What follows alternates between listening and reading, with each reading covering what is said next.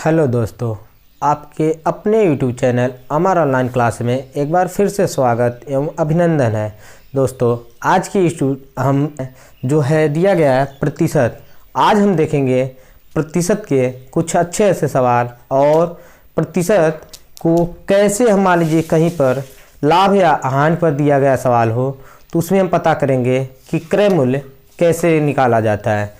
तो दोस्तों चलिए आज के सवाल के पहले सवाल को हम शुरू करने से पहले बता दें कि इसमें जैसे दिया गया है, पहला सवाल हमारा क्या दिया गया है।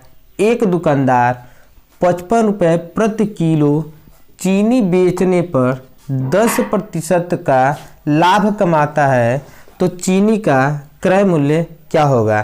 तो हम इसमें कहना चाहेंगे दोस्तों, सबसे पहले हम क्या देखेंगे, इसका बेसिक जो सूत्र के तरीके से होता है और दूसरा क्या देखेंगे, शॉर्टकट बीज भी देखेंगे। तो हम दोनों तरीके से आज देखेंगे कि सवाल को शॉर्टकट और एक इसके जो सूत्र के अकॉर्डिंग लगता है वो भी लगाने की कोशिश करेंगे। सबसे पहले हम कहेंगे इसके लिए सूत्र क्या होता है या सूत्र क्या लिखते हैं। तो सबसे पहले क्या लिखेंगे, तो यहाँ पर लिखेंगे क्रय मूल्य। क्रय मूल्य बराबर क्या लिखेंगे, तो कहेंगे क्रय मूल्य का होता है इसमें सूत्र में, तो लिखेंगे विक्रय मूल्य। विक्रय मूल्य और गुणे में किससे करेंगे, तो 100 से गुणा करेंगे और नीचे में या डिवाइड किससे करेंगे, तो कहेंगे 100 और जब लाभ होता है तो हम प्लस कर देते हैं। कितने का प्लस करेंगे, तो जितना प्रतिशत दिया जाता है उतने को हम प्लस कर देते हैं। जैसे 10% दिया गया है तो हम कहेंगे 10 का प्लस कर देंगे। जब भी प्रतिशत चाहे जितना भी दिया गया तो उतने का हम यहाँ पर प्लस कर लेंगे। अब हमको इस मतलब सूत्र में या इस सवाल में क्या दिया गया है कि क्रय मूल्य ज्ञात करना है, तो हमको क्या पता होना चाहिए कि विक्रय मूल्य कितना दिया गया है। तो इस सवाल में जो विक्रय मूल्य हमारा है तो हम कहेंगे 55 रुपये हमारा क्या है, तो विक्रय मूल्य है। तो लिखेंगे क्या, तो लिखेंगे क्रय मूल्य। क्रय मूल्य बराबर में विक्रय मूल्य बराबर क्या होता है लिखा गया है, तो कहेंगे विक्रय मूल्य बराबर हमारा इसमें 55 रुपये दिया है तो 55 लिखेंगे और गुणे में 100 दिया गया है तो 100 लिखेंगे और बट्टे में जब 100 और 110 को आपस में यानी कहते हैं कि 100 और प्लस में क्या कर देंगे, 10 कर लेंगे। तो फिर क्या लिखेंगे, आगे चल के लिखेंगे क्रय मूल्य। मूल्य बराबर में जब 55 और 100 का गुणा करेंगे तो 5500 हो जाएगा यानी 5500 के बराबर हो जाएगा और बटे में जब 100 और 10 को जोड़ेंगे तो क्या हो जाएगा, 110 के बराबर है। और जब 110 में हम 55 से भाग करेंगे तो 0 से 0 काट देंगे और 11 5 क्या हो जाएगा 55 और 0 है तो 0 आ जाएगा। यानी यहाँ पर लिखा क्या आ जाएगा, तो लिखेंगे क्रय मूल्य बराबर में 50 रुपये। यानी दुकानदार ने इस सामान को 50 रुपये में खरीद कर लाया है। यानी अगर हम बात कर लेंगे कि इस सूत्र में हम जानेंगे क्या कि क्रय मूल्य क्या होता है और विक्रय मूल्य क्या होता है, तो कहेंगे क्रय मूल्य वह मूल्य होता है जिस मूल्य पे कोई भी दुकानदार सामान खरीद कर लाता है, उसको हम क्या कहते हैं, तो क्रय मूल्य कहते हैं। अब विक्रय मूल्य वह मूल्य होता है जिस मूल्य पे दुकानदार सामान को बेचता है। तो जैसे इसमें हम पहले क्या देखे हैं कि लाभ वाला, अब जैसे दूसरे सवाल में अगर इसी के बात आ जाए तो हम कहेंगे अगर हानि वाला हो तो हम क्या करेंगे, तो हानि के लिए सबसे पहले हम इस सवाल को हानि के रूप में बदल लेते हैं। जैसे हमने अभी क्या देखा है, लाभ वाला देखा है, लाभ वाले के लिए सूत्र क्या लगाया है, यहाँ पर यह लगाया है। तो हानि वाला जब सवाल लगाएंगे या हानि का सूत्र क्या होता है वो भी हम देख लेते हैं। ठीक, तो सबसे पहले इस सवाल को इरेज करते हैं।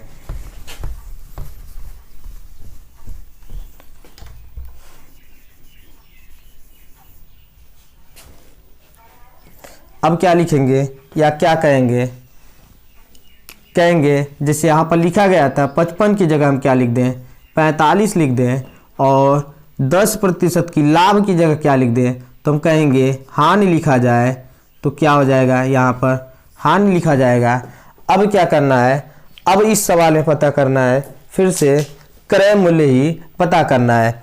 तो इसके लिए हम सर्वप्रथम सूत्र क्या लिखेंगे, तो सूत्र हमारा वही होने वाला है, बस थोड़ा सा चेंजिंग हो जाएगा। जैसे यहाँ पर लिखा क्या गया था, तो कहेंगे यहाँ पर लिखा गया था क्रय मूल्य बराबर में विक्रय मूल्य था, विक्रय मूल्य, और गुणे में क्या था, तो कहेंगे 100 था, और डिवाइड में क्या था, तो कहेंगे जो 100 दिया गया है तो ये तो 100 ही रहेगा। बट जब यहाँ पर हानि की बात चलती है तो हम 100 में से जितना प्रतिशत दिया जाता है, यानी 10% की अगर हानि हो रही है तो हम क्या करेंगे, 100 घटा देंगे। अब क्या करेंगे, इस सवाल को जब सूत्र के अकॉर्डिंग आते हैं तो हम यह देख लेते हैं, और इसमें कहेंगे सबसे पहले कि क्रय मूल्य और बराबर में विक्रय मूल्य कितना है, तो हम कहेंगे 45 रुपये में बिका है, और गुणे में क्या हो जाएगा, तो हम कहेंगे 100 हो जाएगा। बट्टे में क्या हो जाएगा, जब 100 में से 10 घटाएंगे तो 90 के बराबर हो जाएगा। यानी यहाँ पर भी एक जीरो से एक जीरो काट देंगे, और क्या हो जाएगा, तो लिखेंगे क्रय मूल्य बराबर में क्या लिखेंगे, तो कहेंगे 45 गुणे 10 क्या होता है, 450 के बराबर हो जाएगा। अब बट्टे में क्या हो जाएगा, तो हम कहेंगे 9 हो जाएगा। और 9 से जब भाग देंगे तो 9 पचे 45 और 0 है तो 0, यानी यहाँ पर भी क्या निकला, क्रय मूल्य की बात कर लें तो क्रय मूल्य हमारा निकल कर आ रहा है बाहर, जो वो क्या हो रहा है, तो 50 रुपये के बराबर हो रहा है। यानी जब भी ऐसे सवालों पे हम क्रय मूल्य पे निकालते हैं तो हमारा क्रय मूल्य जो ज्ञात होता है, तो क्रय मूल्य वह मूल्य ज्ञात होता है जिस मूल्य पे दुकानदार कोई भी सामग्री खरीद कर लाता है। जैसे इसमें बात की गई चीनी का, तो चीनी के लिए हम बता सकते हैं कि दुकानदार ने 50 रुपये की चीनी खरीद कर लाया है और 45 रुपये में बेच रखा है, तो उसकी 10% की हानि हो रही है। अब यही अगर लाभ वाला है तो लाभ वाले में पीछे देख कर आए कि लाभ वाले में क्या होता है। अब इसी प्रकार से एक दो सवाल और हम देखने की कोशिश करते हैं। तो एक बार फिर हम क्या देखेंगे, इस प्रकार के कुछ सवाल को देखेंगे।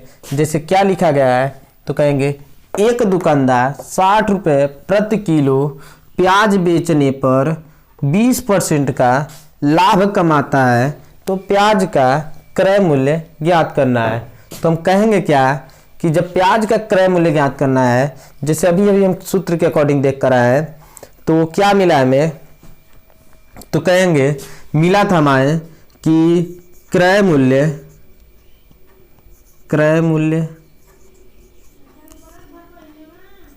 बराबर में लिखा क्या गया था, कहेंगे विक्रय मूल्य और गुणा किए थे, तो हम कहेंगे 100 से गुणा हुआ था, और डिवाइड में क्या हुआ था, यहाँ पर लाभ हो रहा है तो हम कहेंगे 100 में जितने प्रतिशत का लाभ होता है उतना जोड़ दिया जाता है। जैसे लाभ कितने का हुआ है, तो कहेंगे 20% का लाभ हुआ है तो 20 जोड़ लेंगे। अब अगले इसके आगे क्या करेंगे, तो कहेंगे आगे हम क्या करेंगे, तो लिखेंगे क्रय मूल्य बराबर में क्या हो जाएगा, तो कहेंगे विक्रय मूल्य और गुणे में क्या हो जाएगा, तो कहेंगे विक्रय मूल्य नहीं लिखकर हम क्या लिखेंगे, विक्रय मूल्य हमारा जो दिया गया मूल्य है, विक्रय मूल्य हमारा कितना है, तो हम कहेंगे 60 लिखा गया है, और 60 गुणे में क्या हो जाएगा, तो कहेंगे 100, और यहाँ पर जब जुटेगा दोनों 100 और 20 जोड़ते हैं तो 120 के बराबर हो जाएगा। अब क्या लिखेंगे, तो यहाँ पर अब लिखा जाएगा क्रय मूल्य और बराबर में क्या कर देंगे, जब यहाँ पर 100 है, जब दोनों को आपस में गुणा करेंगे तो कितना हो जाएगा, ये 6000 के बराबर बन जाएगा। और बट्टे में क्या हो जाएगा, तो कहेंगे 120, एक जीरो से एक जीरो काट देंगे और 12 पच्चे 60 हो जाएगा, यहाँ पर भी जीरो हो जाएगा। और क्या लिखा जाएगा, तुम लिखेंगे क्रय मूल्य जो हमारा ज्ञात हुआ, या कहेंगे क्रय मूल्य बराबर हमारा क्या हो जाएगा, मूल्य बराबर क्या हो जाएगा, तो कहेंगे 50 रुपये। यानी दुकानदार ने उस प्याज को या कहीं से जो खरीदा गया प्याज दुकानदार का है वो 50 रुपये के बराबर है। यानी दुकानदार ने 50 रुपये को खरीद कर लाकर 60 रुपये को जब बेचता है तो हम उसे कहते हैं कि 20% का लाभ कमाता है। अब इसी सवाल को हम क्या देखेंगे कि फ्रैक्शन वैल्यू के अनुसार देखेंगे, जो फ्रैक्शन वैल्यू हमने पीछे अपने क्लास में पढ़ा चुके हैं कि फ्रैक्शन वैल्यू कैसे ज्ञात करते हैं। अब फ्रैक्शन वैल्यू अगर ज्ञात करना आप सीख चुके हैं तो उसके बाद फ्रैक्शन वैल्यू के अनुसार सवाल कैसे लगाते हैं या सवाल किसी शॉर्ट में लगाएं तो फ्रैक्शन वैल्यू में आ जाते हैं। तो फ्रैक्शन वैल्यू क्या होता है, तो कहेंगे 20 का सबसे पहला फ्रैक्शन वैल्यू क्या हो जाएगा, तो 20 का फ्रैक्शन वैल्यू हमारा हो जाएगा 20% है, तो कहेंगे प्रतिशत हटाएंगे और बट्टे में क्या लिख देंगे, 100 लिख देंगे। अब 20 से कम 20, 20 पचे 100, यानी 1/5 हो जाएगा। अब अगर इसी सवाल में बात करेंगे तो सवाल में क्या दे रखा है, तो कहेंगे दे रखा हमारा सवाल में है कि 60 रुपये में बेचा जा रहा है, और यहाँ पर फ्रैक्शन वैल्यू क्या करता है कि 60 रुपये में बेचने पे ये 20% लाभ पर 60 रुपये में बेच रहा है। अब फ्रैक्शन क्या करता है कि 5 रुपये के सामान को 6 रुपये में बेचा जा रहा है, तो क्या हो जा रहा है, तो हम कहेंगे जब 5 रुपये का सामान 6 रुपये में बेचा जा रहा है तो 20% की लाभ कमाता है। तो यहाँ पर क्या करेंगे, तो यहाँ पर गुणा कर देंगे हम किससे, तो कहेंगे 5/6 से। क्यों, क्योंकि 5 रुपये का सामान 6 रुपये में बेचा जा रहा है, तो गुणा कितने से हो जाएगा, 5/6 से।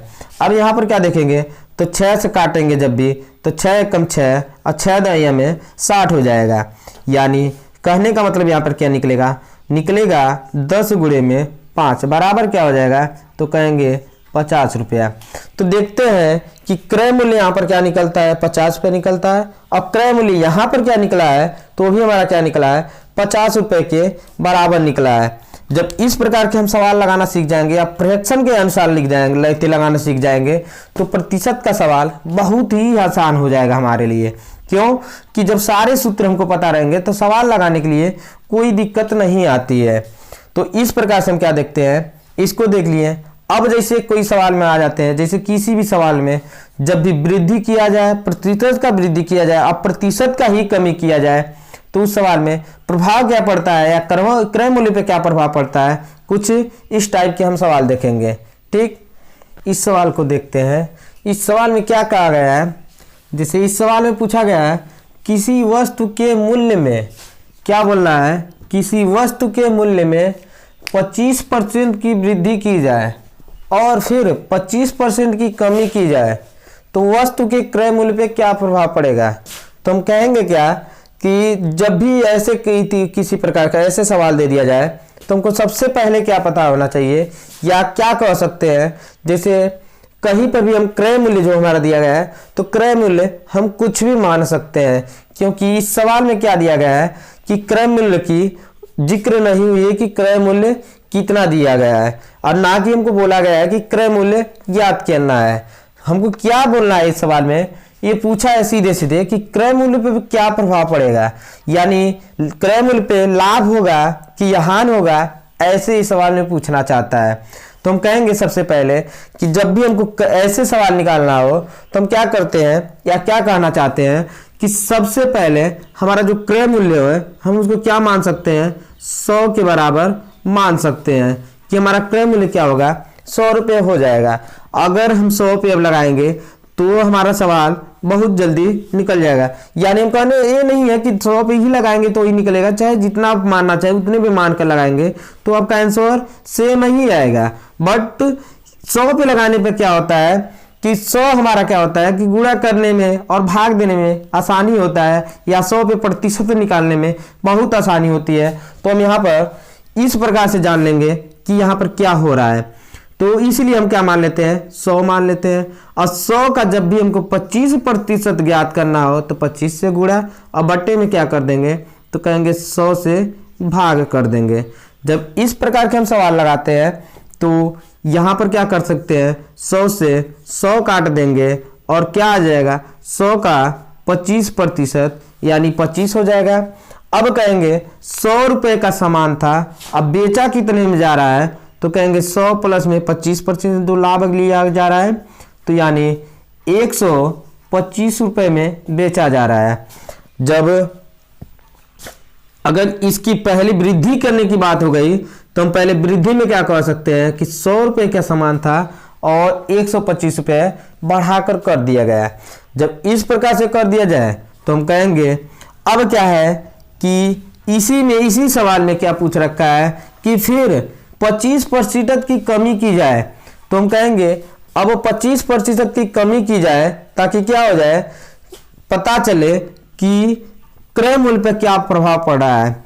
तो हम कहेंगे जैसे जिस प्रकार से हमने 100 को क्रय मूल्य मानकर निकाला है, तो अब 100 की जगह हमारा क्या हो चुका है, तो कहेंगे 125 हो चुका है। क्यों? क्योंकि 25% वृद्धि करने के बाद 125 हो जाएगा, और जब फिर से 125 में हम गुणा करेंगे कितने से, तो कहेंगे 25 और बट्टे में क्या हो जाएगा, तो यहाँ पर भी 100 हो जाएगा। अब यहाँ पर क्या करेंगे, जब यहाँ से हम देखते हैं तो 25 से कम 25 और 25 चौका 100 हो जाएगा, यानी लिख क्या सकते हैं, तो कहेंगे 125 और बट्टे में क्या हो जाएगा, तो 4 हो जाएगा।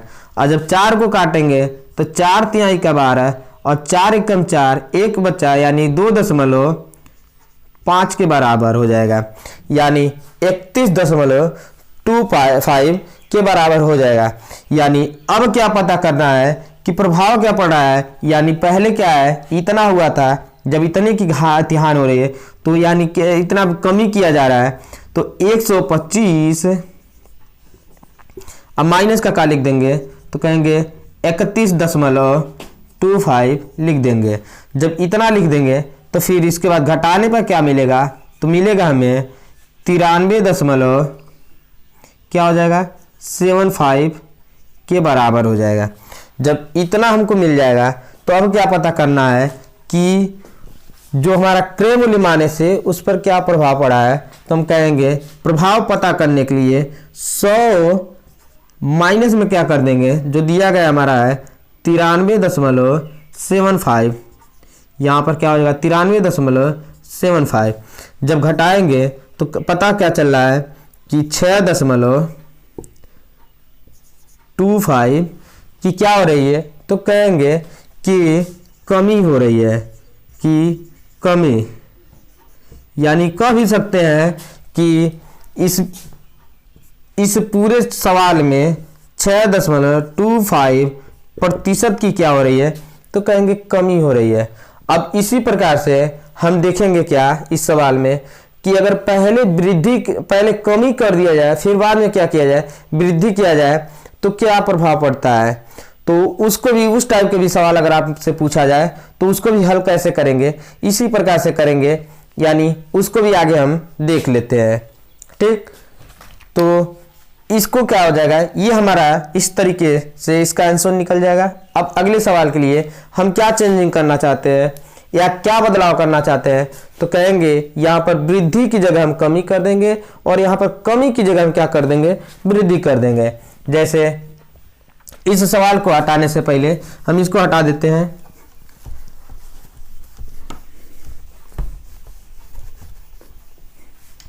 और यहाँ पर जो हमारा कमी हो रहा है यहाँ पर क्या लिखना है, वृद्धि करना है, और यहाँ पर क्या करना है, कमी करना है। तो इस प्रकार से हमें क्या पता करना है कि अगर पहले क्या किया जाए, कमी किया जाए, और बाद में क्या किया जाए, तो वृद्धि किया जाए, बाद में क्या किया जाए, तो बाद में वृद्धि किया जाए, तो क्या प्रभाव पड़ेगा। तो कहेंगे अब इस सवाल को लगाने के लिए सबसे पहले अब फिर से हम क्या मान सकते हैं, तो कहेंगे फिर से हम क्रय मूल्य की जगह 100 ही मान के चलेंगे। क्रय मूल्य हमारा कितना हो जाएगा, 100 हो जाएगा। अब गुणे में क्या हो जाएगा, तो कहेंगे 100 का ही 25% की कमी की जा रही है, तो 100 में से 25 गुणे कर देंगे। अब बट्टे में क्या करेंगे, 100 कर देंगे। यहाँ पर भी क्या हो रहा है, 100 से 100 कट रहा है, यानी 25% की, यहाँ पर भी 25 रुपये की कमी हो रही है। और जब कमी हो रही है तो यहाँ पर क्या करेंगे, जो हमारा पहले ऐसा क्रय मूल्य कितना है, तो कहेंगे 100 माइनस की कितना कर देंगे, 25, निकल के क्या पर आया है इतना, तो कहेंगे 75 रुपये उसका पहले 25% के कमी करने पे आ रहा है। अब क्या करेंगे, 75 में फिर से 25% की वृद्धि करेंगे और पता करेंगे कि क्या प्रभाव पड़ा है। तो फिर क्या लिखेंगे, इसके आगे से अब जब चलते हैं तो आगे में क्या लिखते हैं 75, अब गुणे में क्या लिख देंगे, तो कहेंगे 25% की वृद्धि करना तो 25, और बट्टे में क्या है 100 है तो 100। अब क्या करेंगे, यहाँ पर काटेंगे 25 से कम, 25 तिया 75 और 25 चौका 100। अब क्या लिख देंगे, इसके आगे लिखने की कोशिश करते हैं, 3 गुणे में 25 अब बट्टे में क्या हो जाएगा, तो कहेंगे 4। अब इसके आगे से हम यहाँ पर देख लेते हैं क्या लिखे हैं वहाँ पे, तो कहेंगे 3 गुणे में 25 अब बट्टे में क्या हुआ है, तो 4। अब गुणा करेंगे तो क्या हो जाएगा, तो कहेंगे 25 का गुणा अगर 3 में करते हैं तो 75 हो जाता है, और 75 बटे क्या है 4 है। अब यहाँ पर जब काटेंगे तो क्या हो जाएगा कि 4 एक कम 4, 3 इधर गया 35 और 4 8 32 दशमलव, उसके बाद क्या हो जाएगा, कितना बच रहा है 32, 3, तो क्या हो जाएगा 7 चौके 28 और 7 पच्चे 5 चौका 20, यानी 18.75 की वृद्धि हो रही है। कितने में, तो कहेंगे 75 में। तो फिर क्या करेंगे, पहले हम क्या किए थे, जब पहले वृद्धि करके जब कमी करते थे तो घटाते थे लास्ट में। अब यहाँ पर क्या करेंगे, लास्ट में जोड़ना है मुझे, क्योंकि वृद्धि हो रही है। कितने पे वृद्धि हो रही है, 75 पर कितनी की वृद्धि हो रही है, तो कहेंगे 18.75 पर। अब इस सवाल के हम जो लगाते हैं तो क्या मिलता है, तो देखने को मिलता है जब जोड़ेंगे तो ये क्या हो जाएगा, 75 है तो 75 ही जुट जाएगा, और इधर क्या होगा 8 5 13 को 3 लिखा जाएगा, और 7 1 8 1 9, यानी इस सवाल में भी क्या हो रहा है कि कमी हो रही है।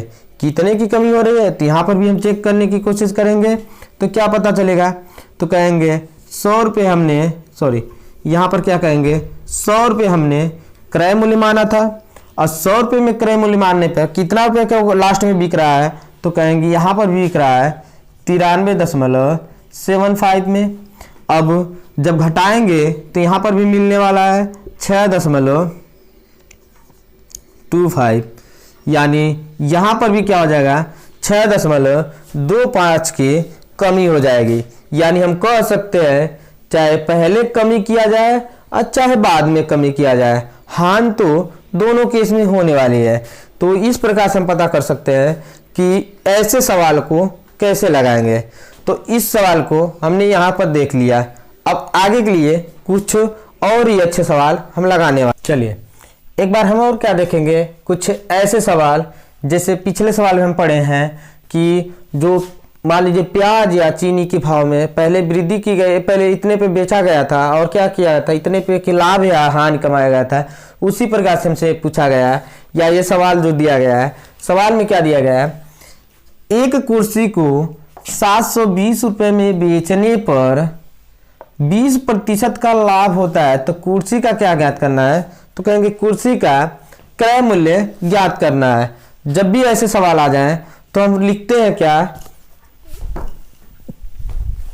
कहेंगे ऐसे सवाल को लिए सबसे पहले हम क्या लिखते हैं, तो लिखेंगे क्या यहाँ पर क्रय मूल्य।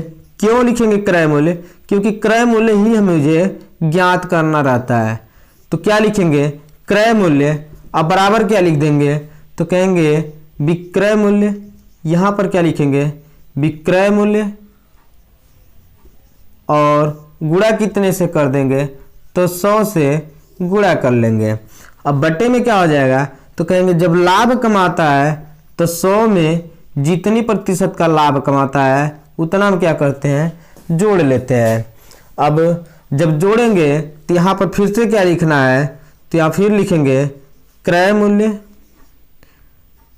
क्रय मूल्य अब बराबर विक्रय मूल्य। हमारा वह मूल्य होता है जिस मूल्य पे दुकानदार सामान बेचता है। तो कितने रुपए में बेच रहा है, तो कहेंगे 720 रुपये में बेच रहा है, और गुणे में क्या हो जाएगा, तो कहेंगे 100 हो जाएगा। और बट्टे में जब आएगा तो क्या हो जाएगा, 100 और 20 को आपस में जोड़ेंगे तो 120 के बराबर हो जाएगा। और जब इसके बाद गुणा करके लिखेंगे या भाग करेंगे जब गुणा करके तो क्या मिलेगा, तो लिखेंगे क्या कि क्रय मूल्य और बराबर में क्या हो जाएगा, तो कहेंगे यानी यहाँ पर 7 के बाद 53 जीरो यानी 72,000 के बराबर, और बट्टे में क्या हो जाएगा, तो 120 हो जाएगा, सॉरी क्या हो जाएगा 120 हो जाएगा। अब यहाँ पर क्या कर सकते हैं, 0 से 0 काट सकते हैं, और 12 का पहाड़ा कितने बार पढ़ेंगे, तो कहेंगे 6 बार पढ़ेंगे, और 2 जीरो है तो 2 जीरो यहाँ पर लिख देंगे। यानी यहाँ पर क्या हो जाएगा, तो क्रय मूल्य जो हमारा निकल के आ रहा है तो क्या लिखेंगे, क्रय मूल्य और बराबर में क्या हो जाएगा, तो कहेंगे 600 रुपये निकल जाएगा। यानी कहने का मतलब क्या है, यहाँ पर भी हमको निकल के आ रहा है कि जो हमारा खरीदा गया मूल्य है वो कितने रुपए के बराबर है, तो 600 रुपये में दुकानदार खरीद कर रहा है, और कितने रुपये में बेच रहा है, तो 720 रुपये में बेच रहा है। यह तो हो गई हमारी सूत्र के अकॉर्डिंग सवाल। अब क्या देखते हैं, फ्रैक्शन वैल्यू पे भी आ जाते हैं। तो फ्रैक्शन वैल्यू में क्या लिखते हैं, तो सबसे पहले जो हमारा क्रय मूल्य दिया जाता है, सॉरी विक्रय मूल्य जो दिया जाता है, तो हम क्या लिखेंगे, विक्रय मूल्य यहाँ पर क्या हो जाएगा, तो कहेंगे 700 रुपये 720 रुपये जो हमारा है विक्रय मूल्य। और 20% का हमको फ्रैक्शन वैल्यू क्या पता होना चाहिए कि अगर 20% लिखा जाए तो इसकी फ्रैक्शन वैल्यू क्या होती है, तो कहेंगे 20/100 और 1 कट कर आएगा 1/5 के बराबर। यानी अगर 20% की फ्रैक्शन वैल्यू ज्ञात करनी हो तो 20% की जब भी फ्रैक्शन वैल्यू निकालते हैं तो कहेंगे यहाँ पर 1/5 क्या हो जाएगा, 1/5। यानी अब गुणा क्या करेंगे, कहेंगे 5 रुपये का सामान है और कितने रुपए में बेच रहा है, तो कहेंगे 6 रुपये में बेच रहा है। यानी यहाँ पर क्या हो जाएगा, यहाँ पर क्या निकल जाएगा, तो कहेंगे कि 5 रुपये का सामान 6 रुपये में, यानी बट्टे में क्या हो जाएगा, तो बट्टे में जो हमारा निकल के आएगा तो कहेंगे 6 का पहाड़ा कितने बार पढ़ेंगे, तो कहेंगे 6 का पहाड़ा अगर 12 बार पढ़ते हैं तो 12 छक्का क्या होता है 72, 1 जीरो है तो 1 जीरो। अब क्या करना है, तो कहेंगे 120 और गुणे में क्या हो जाएगा, तो कहेंगे 5, सॉरी यहाँ पर 120 गुणे क्या हो जाएगा, तो 5। जब गुणा करेंगे तो 5 का गुणा जब 0 में करते हैं तो 0, और 5 दूना क्या हो जाएगा 10, और 5 एकम 5 और 1 6। यहाँ पर भी क्या निकल के आया है, तो कहेंगे यहाँ पर भी हमारा क्रय मूल्य जो निकल के आ रहा है 600 रुपये के बराबर निकल आ रहा है। तो इस प्रकार से ऐसे सवालों को हम इस प्रकार से सॉल्व कर सकते हैं, चाहे सूत्र इसी प्रकार से रखें चाहे फ्रैक्शन वैल्यू पे निकाल दें, दोनों ही तरीके से हम आंसर ला सकते हैं। तो आज के क्लास हम यहीं पर एंड करते हैं और आगे क्या देखते हैं, कुछ प्रतिशत के अब कुछ और ही अच्छे अच्छे सवाल को हम सॉल्व करेंगे।